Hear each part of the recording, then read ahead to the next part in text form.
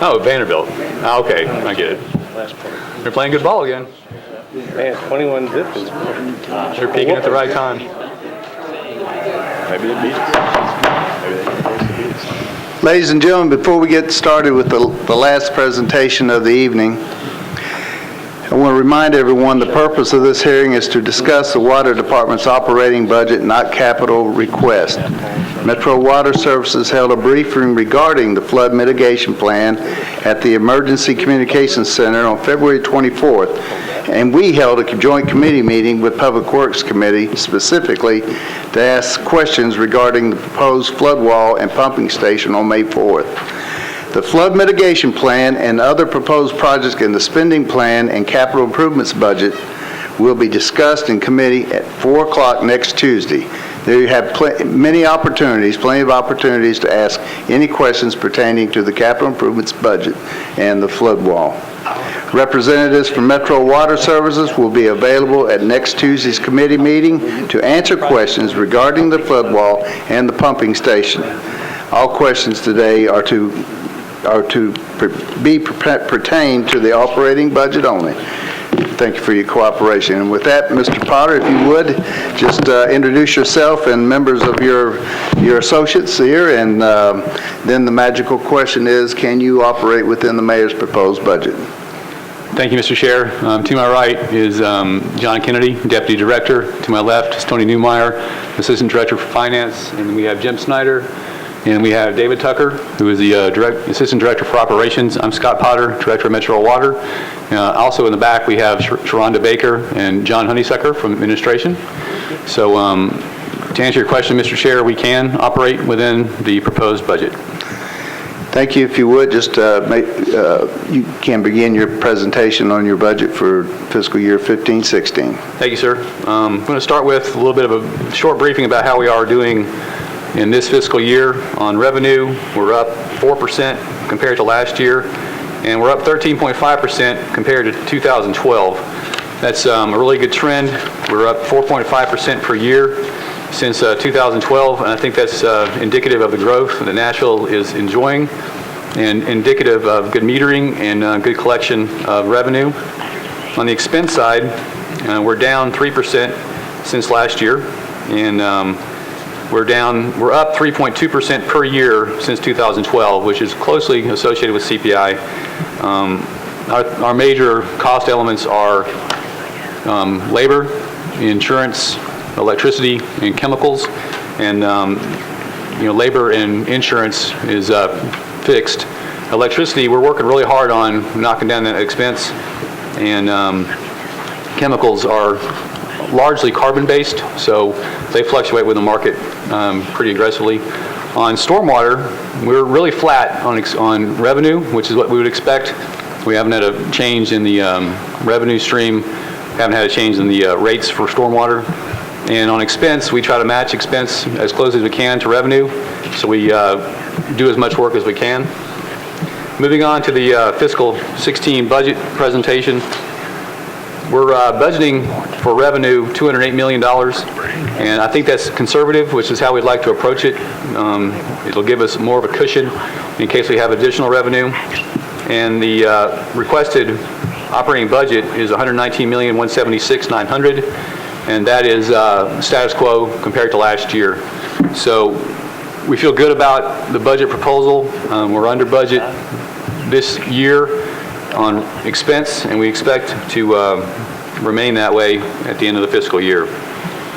One of the things I'd like to point out, when you compare revenue to expense since fiscal 2010, we've been really flat on the comparison between percent of expense of revenue the percent of expense of revenue. It's 53% in fiscal 2010, and it's 53% fiscal 2014, and the forecast is 54%.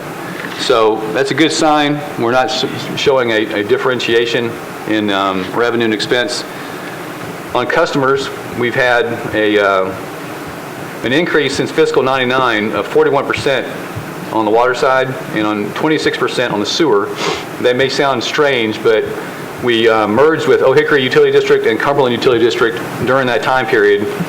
and they were already sewer customers, so the number of water customers is closer to equaling the number of sewer customers, but also that points out a lot of increase in the number of customers we enjoy, and that's indicative of the growth of Davidson County. Talk about performance results a little bit. The water treatment plants were 100% compliant with the Safe Drinking Water Act, and the wastewater plants were 99.5% compliant with the Clean Water Act.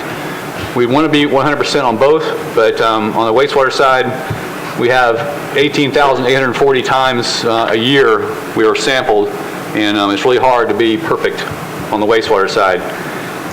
I think Terry Cobb mentioned earlier the Development Services Center. I think COES has done a great job in leading that effort. We're participating in that, and we feel really comfortable about how it's going.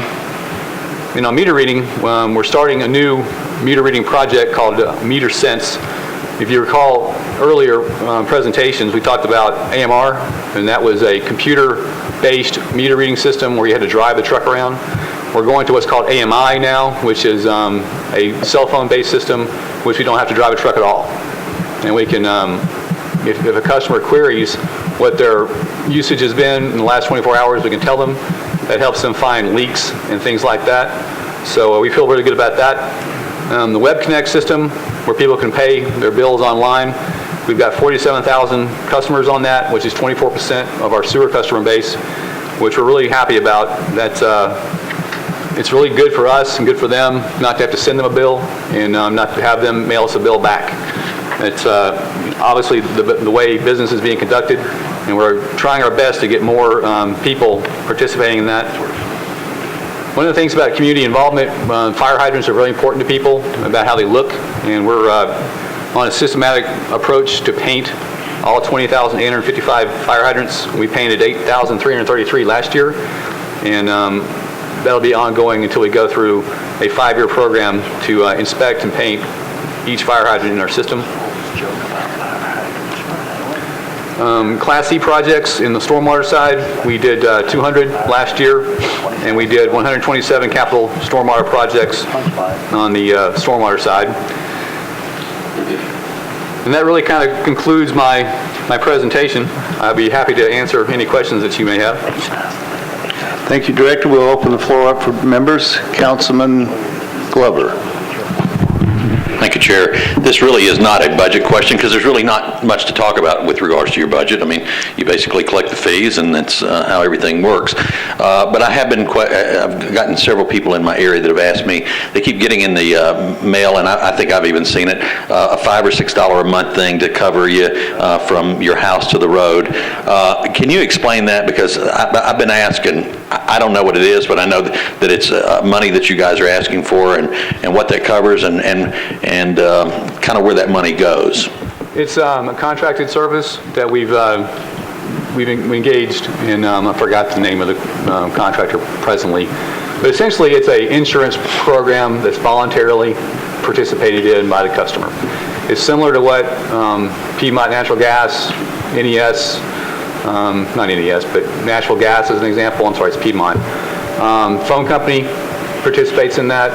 It's purely voluntary, and we think it's important to offer that service because if people have older homes and they have a catastrophic failure of their service line, either on the water or the sewer side, it can be very expensive. So all we're doing is offering our customers the ability to engage in an insurance program, and if they don't want to, that's fine. But I think that's a good service to offer. So are you collecting the fees, or does this outside company? The contractor does. Okay, so this is a captive insurance company is all it is then. I don't know if you know, but that's in essence, that's all it is. It's just it's a policy that if you buy it and you have something that happens, it's, okay. All right, thank you, Mr. Chair. Council Lady Allen. Thank you, Mr. Chair, and thank you, Mr. Potter, for our clean and inexpensive water. I love it when you talk about how much it costs compared to bottled water, which I think everybody needs to hear on a regular basis. I think this is an operating question. I know y'all have worked hard on reorienting storm drains so that they are safe for bicyclists. Can you give me an update on where y'all are in that progress and how much longer you think that will take? I don't have exactly the specific numbers in my head. John, do you have? I may have it in my hand. We've concentrated on the inside loop, and we're making very good progress there, and again, I'm sorry I don't have current data to give you, but from there, we're kind of branching east and west. There's horizontal grates, perpendicular grates throughout the county, and they're not all concentrated in one area of town, so it's a process of identifying them, marking them, getting them replaced. So it's an ongoing effort. We got 2 full-time employees committed to it. Is there like a number of people, I mean, if a cyclist noticed one and says, gosh, I ride here a lot, it would be great to get this changed, is there a place to call and report that, and is that helpful or not helpful? It's absolutely helpful. Okay. And they can call our regular number, 862-4600, Okay. and we'll take the information from them and put it on the queue. Great. But I think we have a really good survey of where they are, but if someone sees one and they want it corrected, please call us at 862-4600. I'll pass it on. Thank you. Thank you, Mr. Potter. That concludes your presentation. We certainly appreciate you being here and all that you do for Nashville. Thank you, sir.